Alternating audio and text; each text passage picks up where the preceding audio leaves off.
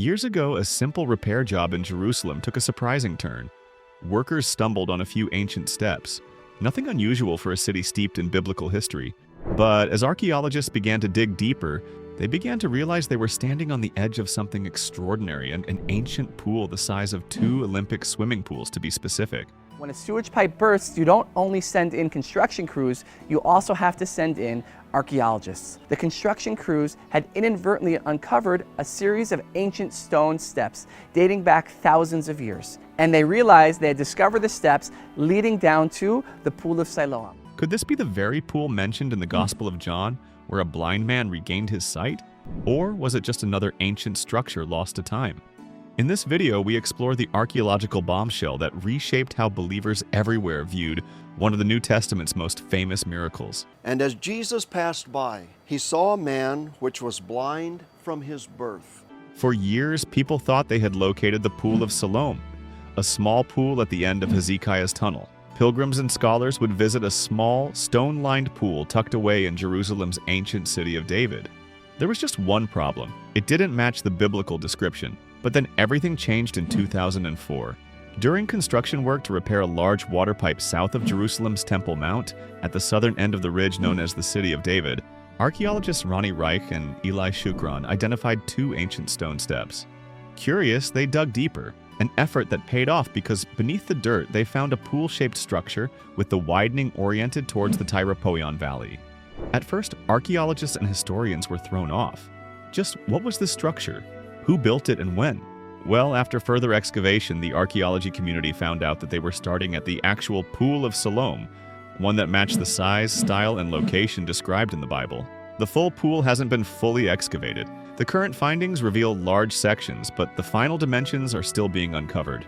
Scholars estimate it to be approximately 225 feet, but this is not conclusively verified in full. Still, it was a bombshell discovery. Why?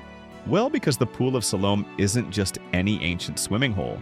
It's the very place where, according to John 9, Jesus performed one of his most famous miracles. He spit on the ground, made some mud with the saliva, and put it on the man's eyes. "Go," he told him, "wash in the Pool of Siloam." So the man went and washed and came home seeing.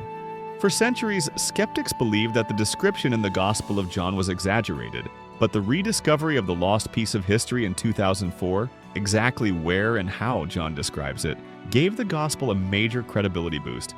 It wasn't just a story from the New Testament anymore. The Pool of Siloam was originally built by King Hezekiah in the 8th century BC. The Bible records in 2 Kings 20:20 that Hezekiah built a conduit to bring water into the city, believed to refer to the system that included the Pool of Siloam. The rest of the deeds of Hezekiah and all his might and how he made the pool and the conduit and brought water into the city, are they not written in the book of the Chronicles of the Kings of Judah? Archaeological evidence proves that Hezekiah's tunnel, the one built by cutting through almost 2,000 feet of solid rock, channeled the water from Gihon to the pool. However, the structure was destroyed by the Babylonians around 600 BC. But 70 years later, when Nehemiah took on the task of rebuilding the city of Jerusalem, he did not forget about the Pool of Siloam. He had the wall of the Pool of Siloam repaired by the king's garden, as far as the steps going down from the city of David. Further improvements were made during the reign of Herod the Great, somewhere around 37 to 4 BC. And then during the time of Christ, the pool lived up to its true glory during the 1st century AD. Rabbinic tradition describes that, owing to its location near the temple, the water was typically used for a special ceremony during the Feast of Tabernacles. Every morning during that joyful feast, a priest would take a golden vessel to the Pool of Siloam, fill it with water from the pool, and bring it back to the altar amid the shouts of the people. Then, as the crowd chanted the Hallel, the priest poured out the water on the west side of the altar, and another priest poured a drink offering of wine on the east side of the altar. The same ritual has been described in Isaiah 12:3, which states, "With joy you will draw water from the wells of salvation." But on the last and 8th day of the festival, something extraordinary happened, as described in John 7:37 and 38. On the last day of the feast, the great day, Jesus stood up and cried out, "If anyone thirsts, let him come to me and drink. Whoever believes in me, as the scripture has said, out of his heart will flow rivers of living water." Now this he said about the Spirit, whom those who believed in him were to receive, for as yet the Spirit had not been given because Jesus was not yet glorified.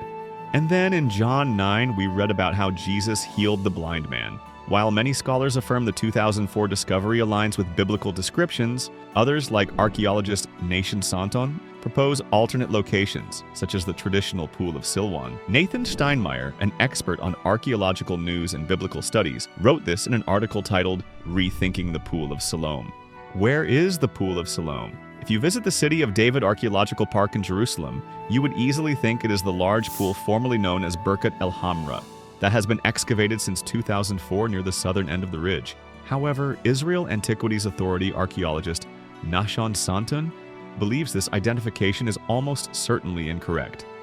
Publishing in the journal Atikot, Santon instead identifies the true Pool of Siloam with the more traditional Pool of Siloam, which is located only a few hundred feet to the north of Birkat El Hamra. But this is where things get interesting. During the excavation, archaeologists found 4 coins buried in the plaster. A closer look at them confirmed that all 4 coins were of Alexander Jannaeus, a Jewish king who ruled Jerusalem from 103 to 76 BC. These coins provide a minimum date for the pool's construction or renovation. In another corner of the pool, archaeologists found about a dozen coins from the period of the First Jewish Revolt against Rome, which lasted from AD 66 to 70, suggesting that the pool remained active during the Second Temple period. More importantly, since the pool was fed by the Gihon spring and featured stepped access, it likely served as a mikveh, a ritual purification bath, according to Jewish tradition. Add in the fact that steps only existed on 3 sides of the pool, and the entire picture makes a lot more sense. And let's not forget that the pool is the largest of its kind, the size of 2 Olympic swimming pools, making it the most likely spot that pilgrims used as a ritual bath before entering the temple. Today, the Pool of Siloam is one of Jerusalem's most fascinating archaeological sites. Visitors can walk down the ancient steps, touch the same stones as pilgrims from Jesus' day, and imagine the scene as the blind man washed away centuries of darkness. The site is also the starting point for the Pilgrimage Road, a recently uncovered street that leads all the way up to the Temple Mount, another testament to the accuracy of the Gospel's descriptions. But with the discovery of the Pool of Siloam and a pathway that we can't really see, but it goes up from the Pool of Siloam all the way up to the temple, the people would walk and they would sing the Psalms of Ascent. So they really are the Psalms of Ascent. Owing to its biblical importance, the Israel Antiquities Authority announced plans to fully excavate the pool and open up more sections for the public. It's a small step to ensure that more and more of God's people lay their eyes on this biblical marvel. And so the Pool of Siloam isn't just a hole in the ground, it's a living link to biblical history, one that reignites faith in the Bible. And that's all for today's video. What do you think of this archaeological discovery? Is it the one described in the Gospel of John? Drop your thoughts below, and don't forget to subscribe for more ancient mysteries uncovered.